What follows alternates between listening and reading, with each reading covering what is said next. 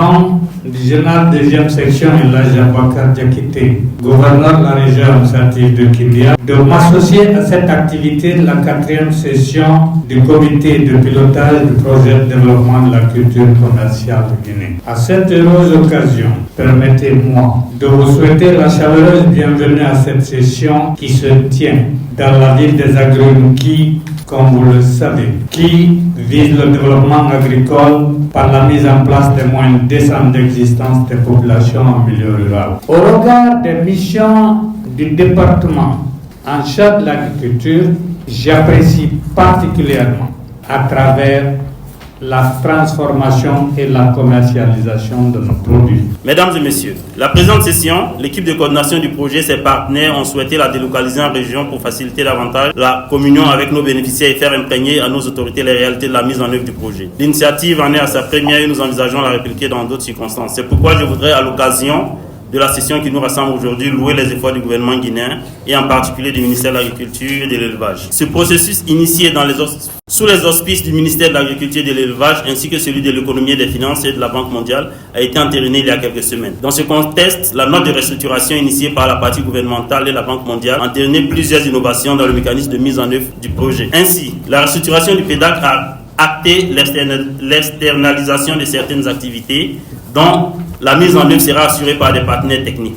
Il s'agit de la FAO et du PAM, avec qui le PEDAC est engagé au travers de conventions. D'autres initiatives tout aussi importantes contenues dans la note de restructuration approuvée concernent par exemple la mise en place d'un guichet agricole dont l'objectif sera de faciliter l'accès au crédit pour les promoteurs agricoles. Le projet fournira également un appui au FODA par le biais d'une assistance technique afin de renforcer ses capacités en termes juridiques, institutionnels, en termes de formation, de développement de produits financiers et de gouvernance. Par ailleurs, dans le cadre de la mise en œuvre de la composante 2 du projet, plus d'une centaine de promoteurs, tous guichets confondus, bénéficient de l'appui direct du projet pour un montant de près de 5 millions de dollars. La vision du projet dans ce contexte est de créer une classe d'entrepreneurs agro-industriels qui contribue effectivement à l'économie de notre pays par la transformation de produits locaux, la commercialisation aussi bien sur le plan national qu'international. Monsieur le Premier ministre, comme vous le savez, s'en est expliqué plusieurs fois, voudrait vraiment faire de l'agriculture guinéenne une agriculture prospère, capable d'apporter une valeur ajoutée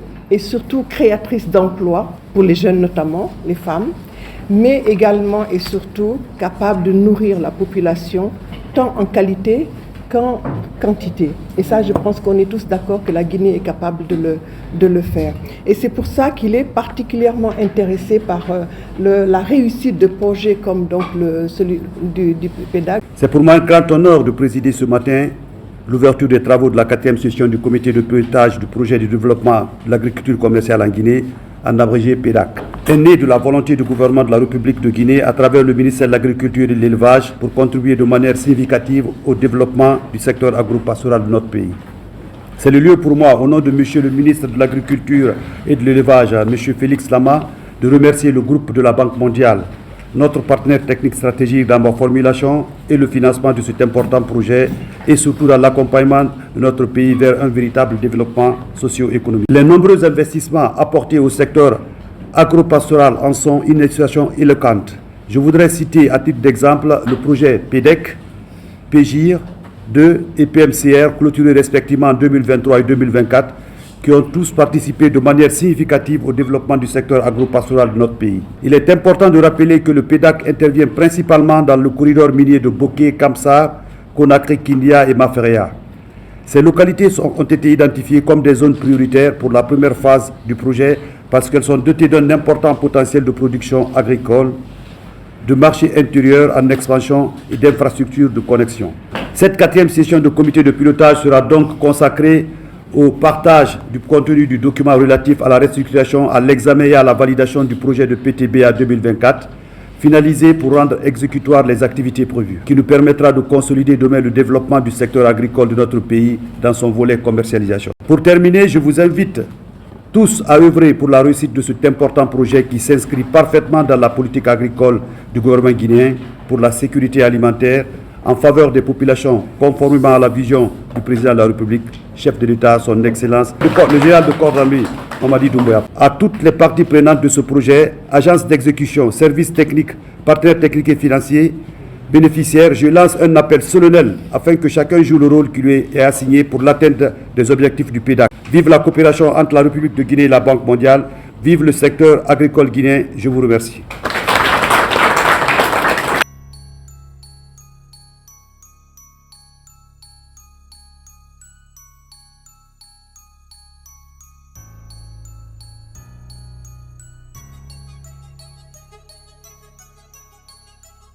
Et vraiment, je suis ravie des discussions qu'on a pu avoir, l'intervention donc des membres du projet qui nous ont fait part des réalisations et de ce qui reste à faire d'ici la fin du projet. Et j'ai été surtout assez admirative de quelques aspects qui ont été développés, par exemple le souci de mettre en place une cartographie agricole ici en Guinée. J'ai été assez impressionnée aussi de voir la présence de beaucoup d'organisations professionnelles de l'aviculture, de l'élevage avec qui j'ai pris. Donc j'ai discuté déjà, j'ai pris des contacts. Je vois vraiment que l'équipe du projet est assez consciente des critiques qu'on fait en général des projets qui sont financés en Guinée, un faible taux de décaissement par exemple, un retard dans l'exécution. Mais j'ai l'impression que là, c'est vraiment pris en charge, pris en compte par l'équipe du projet.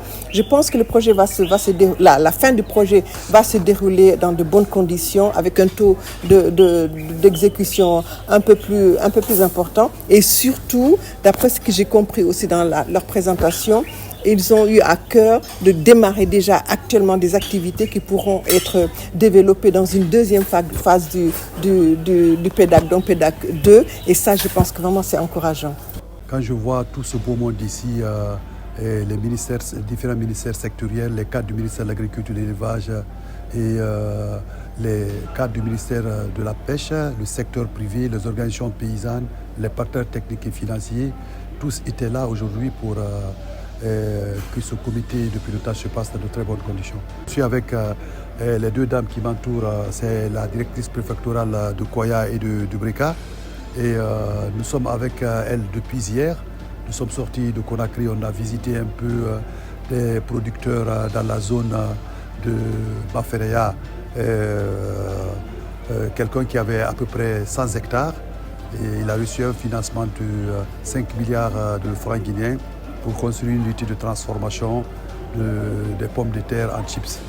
Le message dans la salle, on a été clair, le PTBA 2024 a été présenté au nom du ministre de l'Agriculture et de l'Élevage qui m'a mandaté spécialement pour faire passer le message fort par rapport aux recommandations faites lors des États généraux.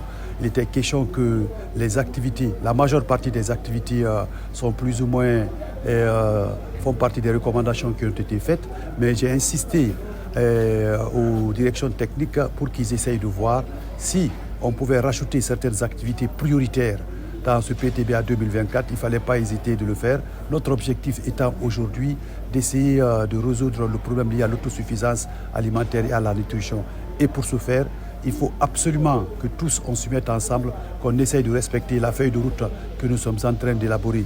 Dans la salle, on sentait que ce soit les directeurs des autres ministères sectoriels qui sont dans la salle, ils étaient tous d'avis avec nous qu'il fallait absolument qu'on essaye de mettre en place des comités techniques de travail pour faire un suivi régulier de ce projet qui est un projet d'envergure nationale. Et puis, pour préparer aussi la phase 2. Et la phase 2 ne peut se préparer que si on parvient à réussir la phase 1 qui est maintenant bien lancée. Concrètement, comme vous le savez, le projet a des indicateurs à atteindre. Pour pouvoir atteindre ces indicateurs, il faut dérouler des activités. Pour pouvoir dérouler les activités, il faut que le PTBA soit validé et qu'il ait l'anneau de la Banque mondiale. Donc aujourd'hui, j'attends que les discussions aboutissent vraiment à la validation de ce PTBA et que le PV soit sanctionné conséquemment. Je tiens d'abord à remercier les bénéficiaires qui ont su faire preuve de patience par rapport à toutes les activités que le projet a connues. Aujourd'hui que le projet est restructuré, qu'il est validé et que le COPIL est en train de se tenir en ce moment, je voudrais dire aux bénéficiaires que la vitesse de mise en œuvre du projet va changer. Il va changer dans ce sens que toutes les activités qui ont été planifiées vont rapidement être exécutées. Il y aura par exemple des fonds qui seront mis à leur disposition pour pouvoir accéder à des crédits.